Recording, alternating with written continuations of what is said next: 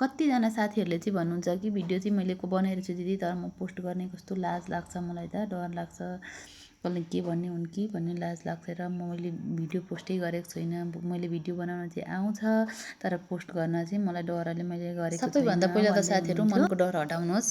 मनको डरबाट पर राख्नुपर्छ क्या मनको डरलाई चाहिँ अलि फलानु तिनीहरूले ओल्लो घर पल्लो घरले के भन्छ कि भन्ने कुरै नगर्नुहोस् भन्न त कति कुरा काट्छन् त्यो कुरा सुन्ने नै होइन के सुन्न थाल्यो भने त आफ्नो कामै गर्न बन्द गरे भइगयो हामी कामै नगरिकन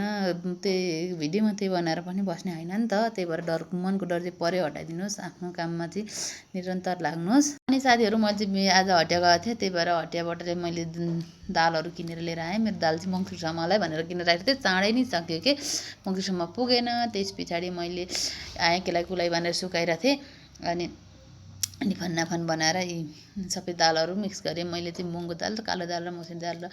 दाल अनि सिमी एकै ठाउँमा मिक्स गरेँ म चाहिँ यसरी नै सधैँभरि मिक्स गरेर राख्छु कि मिठो पनि हुन्छ मलाई चाहिँ अब तपाईँहरूलाई अब फाल्टो फाल्टै हुन्छ नि त म एकै खालको पकाउँदिनँ यस्तै गरी मिक्स गर्छु अनि त्यस पछाडि मेरो बच्चाले चाहिँ दिँदैन हेर्नु न